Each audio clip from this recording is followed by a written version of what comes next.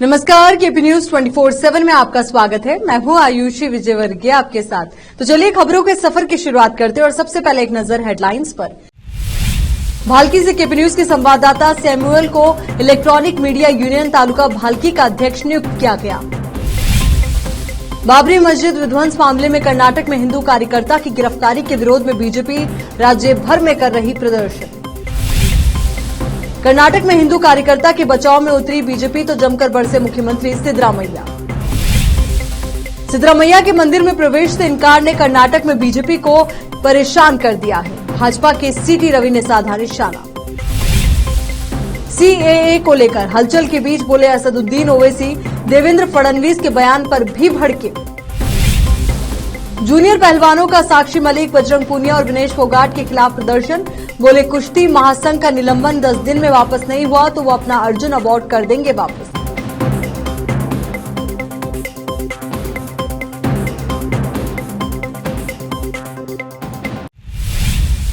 अब देखते हैं समाचार विस्तार से।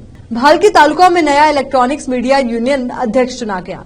2 जनवरी 2024 को सुबह 11 बजे भाल्की शहर के प्रवासी मंदिर में भाल्की तालुका शाखा के सभी इलेक्ट्रॉनिक मीडिया संवाददाताओं के साथ बीदर जिले के भाल्की तालुका की इलेक्ट्रॉनिक मीडिया यूनियन शाखा का सर्वसम्मति से अध्यक्ष चुना गया। इस अवसर पर भाल्की से केपी न्यूज के संवाददाता सैमुअल को इलेक्ट्रॉनिक मीडिया यूनियन के नए तालुका अध्यक्ष के तौर पर नियुक्त किया गया। इस अवसर पर उसी के साथ मनमथा स्वामी उपाध्यक्ष, वीरा शेट्टी कराकालने महासचिव, संतोष बेलूरे कोषाध्यक्ष, मस्कांता वाग्गे सदस्य, सतीश कुमार काला, शांता कुमार नाटेकर, दिलीप शेरिकारा आदि उपस्थित रहे। इस अवसर पर नवनियुक्त अध्यक्ष सैमुअल को शाल और फूल माला पहनाकर सम्मानित किया गया और उनकी नियुक्ति की घोषणा की गई। इस अवसर पर नवनियुक्त अध्यक्ष सैमुअल ने संबोधित करते हुए सभी मीडिया कर्मियों से कहा कि भाल्की तालुका आद्यांत में यदि कोई राजनीतिक व्यक्ति या सरकारी अधिकारी प्रेस कॉन्फ्रेंस नहीं करता है तो हम में से किसी को भी बुलाया जाए तो हमारे इलेक्ट्रॉनिक मीडिया के सभी पत्रकार अपना लोगो लेकर उपस्थित हों। इस अवसर पर उपस्थित मीडिया कर्मियों ने भी संबोधित किया। भाल्की से केपी न्यूज के संवाददाता सैमुअल की रिपोर्ट। मीडिया ಬಗ್ಗೆ ಹಾಗೂ ಈ ಚಾನೆಲ್ ಬಗ್ಗೆ ಯಾವ ರೀತಿ ಭಾಲ್ಕಿ ತಾಲೂಕದಲ್ಲಿ ನಡೆಸ್ಕೊಂಡು ಹೋಗ್ತಾರ, ಯಾವ ರೀತಿ ನಡೆಸ್ತಾರ ಅಂತ ಹೇಳಿ ಎರಡು ಮಾತುಗಳು ಪತ್ರಿಕಾ ಅಂತಂದ್ರೆ ನಮ್ಮ ಎಲೆಕ್ಟ್ರಾನಿಕ್ ಮೀಡಿಯಾ ಮಾಧ್ಯಮದ ಒಂದು ರಂಗದಲ್ಲಿ ಇವತ್ತು ಏನು ಹೊಸ ಅಧ್ಯಕ್ಷರನ್ನ ನೇಮಕನ ಮಾಡಿದ್ವಿ. ನಮ್ಮ ಒಂದು ತಂಡ ಅಂತಂದ್ರೆ ಒಂದು ಯೂನಿಯನ್ ಇಂದ ಹೊಸ ಅಧ್ಯಕ್ಷರನ್ನ ನಾವು ನೇಮಕ ಮಾಡಿದ್ವಿ. ನೇಮಕ ಮಾಡೋದ್ರಲ್ಲಿ ಏನೂ ಇಲ್ಲ, ಎಲ್ಲಾ ಮಾಧ್ಯಮದಲ್ಲಿ ಒಂದೇ ರೀತಿಯಲ್ಲಿ ಇಲ್ಲಿ ಏನೋ ಒಂದು ರೀತಿಯಲ್ಲಿ ವಿಭಿನ್ನವಾಗಿ ಒಂದು ಭಾವನೆ ಬೇರೆ ರೀತಿಯಲ್ಲಿ ನಡೆಯುವಾಗ ಅದು ಅನಿವಾರ್ಯತೆ ಬಂತು. ಇವತ್ತು ನಾವು ತಂಡನ ಮಾಡೋದೊಂದು ಅನಿವಾರ್ಯತೆ ಬಂತು. ನಮ್ಮ ಯೂನಿಯನ್ ಅನ್ನ ನಾವು ಇವತ್ತು ಒಂದು ರಚನೆಯನ್ನು ಮಾಡಿದ್ವಿ. ಈ ಯೂನಿಯನ್ ಮುಖಾಂತರ ನಾವು ಹೆಜ್ಜೆ ಇಟ್ಕೊಂಡು ದೃಷ್ಟಿಗೋಸ್ಕರ ನಾವು ಮುನ್ನುಗ್ತಾ ಇದೀವಿ ಅಂತ ಅನ್ನೋದು ಈ ಮಾಧ್ಯಮ ಮುಖಾಂತರ ನಾ ಹೇಳಕ್ ಇಷ್ಟಪಡ್ತೀನಿ. ನಾವು ಒಬ್ರು ಈ ಮಾಧ್ಯಮದ ನಾವು ಕೂಡ ಒಬ್ರು ಸದಸ್ಯರು, ಸುಮಾರು ಸದಸ್ಯರನ್ನ ಏನು ಸಹಮತದಿಂದ ಈ ಒಂದು ಕಾರ್ಯಕ್ರಮ ಅಂತಂದ್ರೆ ಇವತ್ತಿನ ಏನು ನಮ್ಮ ಸಭೆಗೆ ಎಲ್ಲರೂ ಬಂದಿದ್ದಕ್ಕೆ ಅವರಿಗೂ ಕೂಡ ನಾವು ಚಿರಋಣಿ ಅಂತ ಹೇಳುತ್ತಾ ನಾನು ಎರಡು ಮಾತಿಗೆ ಮುಗಿಸ್ತೇನೆ. ನಮಸ್ಕಾರ. ಇವತ್ತು ಭಾಲ್ಕಿ ತಾಲೂಕಿನ ಎಲ್ಲ ಸಮಸ್ತ ಎಲೆಕ್ಟ್ರಾನಿಕ್ ಮೀಡಿಯಾದವರು ನನ್ನನ್ನು ಬಹುಮತದಿಂದ ಅಧ್ಯಕ್ಷರಾಗಿ ಆರಿಸಿದ್ದಕ್ಕಾಗಿ ಎಲ್ಲರಿಗೂ ಧನ್ಯವಾದಗಳು. ಇದು ನಾವು ಎಲೆಕ್ಟ್ರಾನಿಕ್ ಮೀಡಿಯಾ ಒಂದು ಯೂನಿಯನ್ ಮಾಡಿದ್ದೀವಿ. ಎಲ್ಲರಿಗೂ ಒಂದು ಮಾತು ತಿಳಿಸೋದೇನೆಂದ್ರೆ, ಯಾವುದೇ ಅಧಿಕಾರಿಗಳು ಈ ಯೂನಿಯನ್ನಲ್ಲಿ ಬಿಟ್ಟು ಬೇರೆ ಯಾರಾದರೂ ನಾವು ಮೀಡಿಯಾದಲ್ಲಿದ್ದೇವೆ ಅಂತ ಬಂದರೆ ದಯಮಾಡಿ ಈ ಲಿಸ್ಟನ್ನು ನೋಡಿಕೊಂಡು ಯಾರಿಗೆ ಹೇಳೋದು ಮಾಡಿರಿ. ಮತ್ತು ಸೆಕೆಂಡ್ರಿ ಆಗಿ ಇದು ನಾವು ಭಾಲ್ಕಿ ತಾಲೂಕದಾದ್ಯಂತ ನಾವು ನಡೆಸ್ತಿರೋ ಎಲೆಕ್ಟ್ರಾನಿಕ್ ಮೀಡಿಯಾದು ಯಾರೇ ಬಂದರೂ ಅವ್ರಿಗೆ ಕಡೆಗಣಿಸಲಾಗಿದೆ. ಮತ್ತು ಮತ್ತು ಯಾರಾದರೂ ನಿಮಗೆ ಪ್ರಾಬ್ಲಮ್ ಮಾಡ್ತಾ ಇದ್ರೆ ನಮಗೆ ಇಂಟಿಮೇಟ್ ಮಾಡಿ ಅವ್ರ ಮೇಲೆ ನಾವು ಸೂಕ್ತ ಕ್ರಮ ಕೈಗೊಳ್ತೇವೆ ಅಂತ ಹೇಳಿ ಎರಡು ಮಾತು ಮುಗಿಸ್ತೀನಿ. ಜೈ ಹಿಂದ್, ಜೈ ಕರ್ನಾಟಕ. कर्नाटक में हिंदू कार्यकर्ता की गिरफ्तारी पर बवाल मच गया है। कर्नाटक पुलिस ने अयोध्या राम मंदिर के लिए 1992 में एक आंदोलन में कथित भागीदारी के सिलसिले में श्रीकांत पुजारी को गिरफ्तार किया है। इस गिरफ्तारी के खिलाफ भाजपा राज्य में विरोध प्रदर्शन कर रही है। ये घटनाक्रम ऐसे वक्त सामने आया है जब 22 जनवरी को उत्तर प्रदेश के अयोध्या में रामलला की प्राण प्रतिष्ठा होने जा रही है और देश भर में भक्ति का माहौल बन रहा है। बीजेपी ने आरोप लगाया है कि राम मंदिर निर्माण से घबराई कांग्रेस ने जानबूझकर 31 साल पुराने मामले में श्रीकांत पुजारी की गिरफ्तारी करवाई है ताकि राज्य में हिंदू विरोध का माहौल बनाया जा सके। बीजेपी के प्रदेश अध्यक्ष बीवाई विजेंद्र ने इस गिरफ्तारी की निंदा करते हुए कहा कि अयोध्या में राम मंदिर में प्राण प्रतिष्ठा से कुछ दिन पहले 31 साल पुराने मामले को फिर से खोलने के पीछे राज्य सरकार की मंशा को दर्शाता है। वहीं बीजेपी नेता डीवी सदानंद गौड़ा ने पूछा कि मामलों को बंद करना क्या ये कानूनी सीमाओं के दायरे में था। कर्नाटक के हुबली में शहर थाना पुलिस द्वारा राम जन्मभूमि संघर्ष में शामिल एक हिंदू कार्यकर्ता की गिरफ्तारी पर बवाल मच गया। एक तरफ भारतीय जनता पार्टी ने गिरफ्तारी के खिलाफ विरोध प्रदर्शन शुरू कर दिया है, वहीं दूसरी ओर कांग्रेस लगातार हमलावर हो रही है। इस बीच कर्नाटक के मुख्यमंत्री सिद्धरामैया ने बीजेपी पर जमकर निशाना साधा। उन्होंने कहा कि विपक्षी दल के नेताओं को यह समझने की जरूरत है कि अपराधियों को जाति और धार्मिक लेबल देना बेहद खतरनाक है। सिद्धरामैया ने कहा कि 4 साल तक बीजेपी ने कुशासन और भ्रष्टाचार के घोटालों में समय बिताया, लेकिन अचानक हमारी सरकार की उपलब्धियों पर सकारात्मक जनता की प्रतिक्रिया के कारण वे घबरा गए। वे अपने निराधार आरोपों का नेतृत्व करने के लिए हुबली में एक आपराधिक संदिग्ध की गिरफ्तारी पर बवाल मचा रहे हैं। बीजेपी नेताओं को समझने की जरूरत है कि अपराधियों को जाति और धार्मिक लेबल देना बेहद खतरनाक है। बीजेपी द्वारा साझा किए गए एक वीडियो में आरोप लगाया गया है कि कर्नाटक के मुख्यमंत्री सिद्धरामैया ने पुजारी के बार-बार अनुरोध के बावजूद मंदिर में प्रवेश करने से इनकार कर दिया। वायरल हुई 39 सेकंड की क्लिप में कांग्रेस नेता को मंदिर के प्रवेश द्वार के पास दिखाया गया है, लेकिन वो अंदर पैर नहीं रखते हैं, बल्कि बड़े और मध्यम उद्योग मंत्री एमबी पाटिल को अंदर भेजते हैं। क्लिप में पाटिल को सिद्धा से विनती करते हुए भी दिखाया गया है। सिद्धरामैया पर हमला करते हुए बीजेपी के सीटी रवि ने कहा कि कर्नाटक के मुख्यमंत्री ने अपने मंत्री और पुजारी के अंदर आने और देवता के दर्शन करने का अनुरोध करने के बावजूद मंदिर में प्रवेश करने से इनकार कर दिया। रवि ने कहा कि आप जो मस्जिदों और दरगाहों पर जाते हैं, उन्होंने कहा जो कुछ भी आपको दिया है उसे मेरे चेहरे पर रख देते हैं और उन्हें पैसे देते हैं। आपके पास देश की भलाई के लिए खुद को देवी को समर्पित करने के लिए पर्याप्त समय नहीं था। महाराष्ट्र से संतरे भरकर हैदराबाद जा रही एक गाड़ी दुर्घटनाग्रस्त हो गई, जिसके बाद लोग फल लूटने के लिए दौड़ पड़े। यह हादसा गांव कपटी के पास हुआ। संतरे से भरी एक लॉरी पलट गई और संतरे सड़क पर गिर गए। लोग थैले लेकर संतरे लूटने के लिए वहां पहुंच गए। ये वीडियो सोशल मीडिया पर खूब वायरल हो रहा है। यहां रुक रहे एक छोटे से ब्रेक के लिए, जल्द हाजिर होंगे।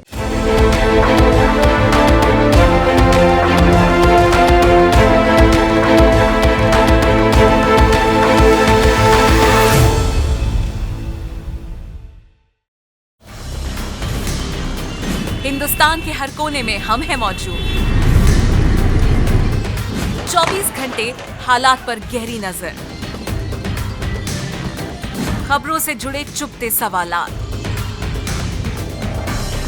और आपको दिखाता है धार्मिक, सामाजिक, राजनीतिक, लोकल और इंटरनेशनल न्यूज की सबसे बेहतर कवरेज, जो आपको रखती है हर पल बाखबर। देश और दुनिया भर की खबर के लिए देखते रहें केपी न्यूज 24/7। ब्रेक के बाद एक बार फिर से आपका स्वागत है। आगामी लोकसभा चुनाव से पहले नागरिकता संशोधन अधिनियम सीएए को लेकर एक बार फिर राजनीति गर्मा गई है।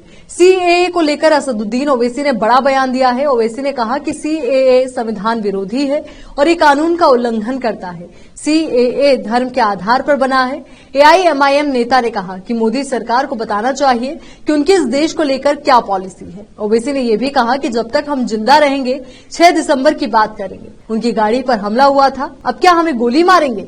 हम बोलते रहेंगे। असदुद्दीन ओवैसी ने कहा कि 1955 में मथुरा की ईदगाह को लेकर समझौता हुआ था। वहीं 6 दिसंबर को बाबरी मस्जिद को शहीद किया गया। मेरा बयान तथ्यों पर आधारित है। क्या ये सही नहीं है कि 6 दिसंबर को बाबरी मस्जिद को शहीद किया गया था? उन्होंने आगे कहा कि मस्जिद को गिराने के लिए किसी को कोई सजा नहीं मिली। क्यों मोदी सरकार ने इस मामले में अपील नहीं की? उन्होंने कहा कि सुप्रीम कोर्ट का फैसला आस्था पर आया था।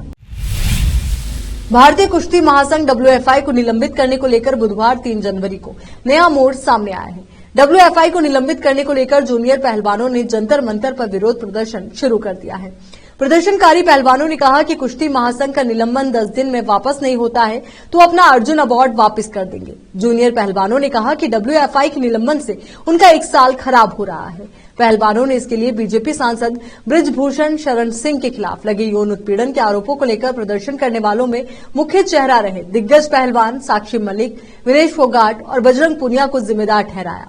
दरअसल हाल ही में डब्ल्यूएफआई के अध्यक्ष पद पर बृजभूषण सिंह के करीबी संजय सिंह को चुना गया था। इसको लेकर पहलवान साक्षी मलिक, विनेश फोगाट और बजरंग पूनिया ने मोर्चा खोल दिया था। फिर संजय सिंह के चुनाव जीतने के बाद राष्ट्रीय अंडर 15 और अंडर 20 चैंपियनशिप करने का फैसला किया गया।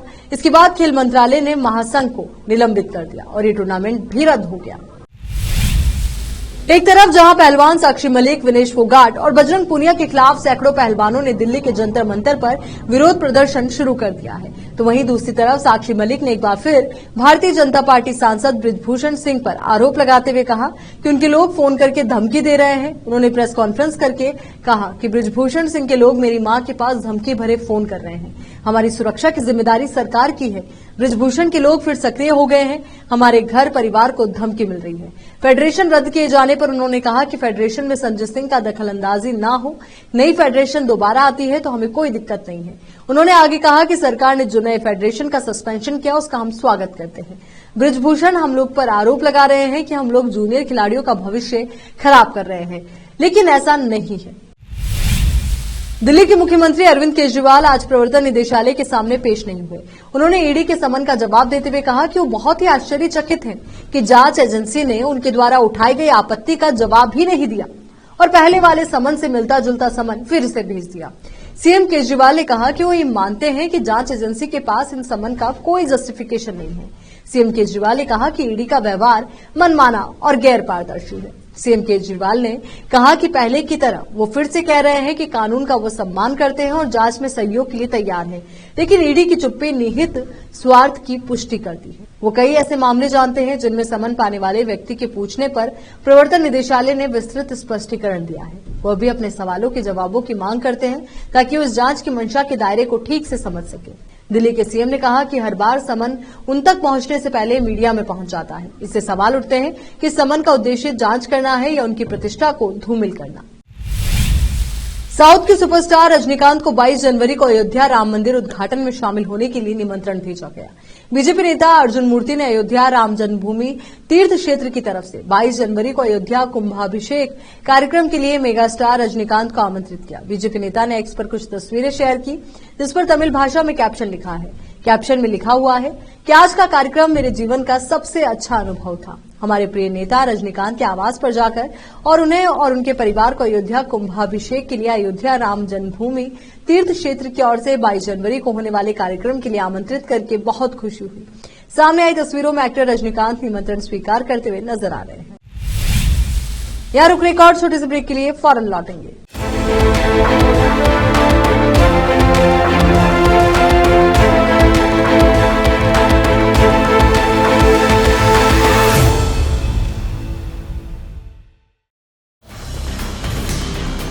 हिंदुस्तान के हर कोने में हम हैं मौजूद।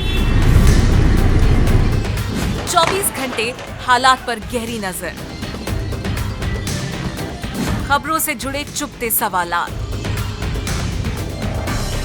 और आपको दिखाता है धार्मिक, सामाजिक, राजनीतिक, लोकल और इंटरनेशनल न्यूज की सबसे बेहतर कवरेज, जो आपको रखती है हर पल बाखबर। देश और दुनिया भर की खबर के लिए देखते रहें केपी न्यूज 24/7। ब्रेक के बाद बढ़ते हैं आगे। भारतीय बॉलर मोहम्मद सिराज ने साउथ अफ्रीका के खिलाफ सीरीज के दूसरे टेस्ट मैच में धमाल मचा दिया। उन्होंने मेजबान टीम के बल्लेबाजों को जरा भी संभलने का मौका नहीं दिया। इससे आधी टीम पहले ही दिन बुधवार को शुरुआती सेशन में सिर्फ 34 रन तक सिमट गई। कैपटाउन के न्यूलैंड्स क्रिकेट ग्राउंड एनसीजी में साउथ अफ्रीका के कप्तान डीन एल्गर ने टॉस जीता और पहले बल्लेबाजी का फैसला किया। हालांकि फैसला उन पर भारी पड़ गया और टीम के 7 विकेट केवल 45 रन तक गिर गए। दिलचस्प ये रहा कि सिराज ने 7 में से 6 विकेट हासिल किए, जबकि 1 विकेट पेसर जसप्रीत बुमराह को मिला। जम्मू कश्मीर पुलिस ने अब जमानत पर रिहा होने वाले आतंकियों के मददगारों और आतंकी गतिविधियों में शामिल आरोपियों की ट्रैकिंग जीपीएस ट्रैकर एंकलेट की मदद से शुरू कर दी है। शनिवार को जम्मू कश्मीर पुलिस ने यूएपीए के मामले में आरोपी खुर्शीद अहमद को जमानत मिलने पर उसके पांव में जीपीएस ट्रैकर एंकलेट को लगाया। इससे पहले नवंबर में उधमपुर के गुलाम मोहम्मद भट्ट के मामले में जम्मू के एनआईए कोर्ट ने पहली बार पांव में जीपीएस ट्रैकर एंकलेट लगाने की इजाजत दी थी। भट्ट पर आतंकी संगठनों खासतौर पर हिजबुल मुजाहिदीन की मदद करने का आरोप है। इसके साथ ही एक दूसरे मामले में दिल्ली के एनआईए कोर्ट में भी उसका एक केस चल रहा है। जम्मू कश्मीर पुलिस देश की पहली ऐसी पुलिस है जिसने जीपीएस ट्रैकर एंकलेट लगाने की शुरुआत की है। इससे पहले इस तरह के उपकरण का प्रयोग अमेरिका, ब्रिटेन, ऑस्ट्रेलिया, न्यूजीलैंड जैसे देशों में जमानत, पैरोल, साथ ही नजरबंदी के आरोपों में बंद आरोपी की ट्रैकिंग के लिए किया जाता है। जीपीएस ट्रैकर एंकलेट गोल आकार का होता है। ये डिवाइस पायल की तरह पैर में फिट या कहें लॉक हो जाती है। इसकी मदद से पुलिस लगातार उस आरोपी के मूवमेंट को चेक कर सकती है जो जेल से बाहर जमानत पर हो। चलिए एक बार फिर से नजर डालते हैं हेडलाइंस पर। भाल्की से केपी न्यूज के संवाददाता सैमुअल को इलेक्ट्रॉनिक मीडिया यूनियन तालुका भाल्की का अध्यक्ष नियुक्त किया गया। बाबरी मस्जिद विध्वंस मामले में कर्नाटक में हिंदू कार्यकर्ता की गिरफ्तारी के विरोध में बीजेपी राज्य भर में कर रही प्रदर्शन। कर्नाटक में हिंदू कार्यकर्ता के बचाव में उतरी बीजेपी तो जमकर बरसे मुख्यमंत्री सिद्धरामैया। सिद्धरामैया के मंदिर में प्रवेश से इनकार ने कर्नाटक में बीजेपी को परेशान कर दिया है। भाजपा के सीटी रवि ने साधा निशाना। सीएए को लेकर हलचल के बीच बोले असदुद्दीन ओवैसी, देवेंद्र फडणवीस के बयान पर भी भड़के। जूनियर पहलवानों का साक्षी मलिक, बजरंग पूनिया और विनेश फोगाट के खिलाफ प्रदर्शन। बोले कुश्ती महासंघ का निलंबन 10 दिन में वापस नहीं हुआ तो वो अपना अर्जुन अवार्ड कर देंगे वापस।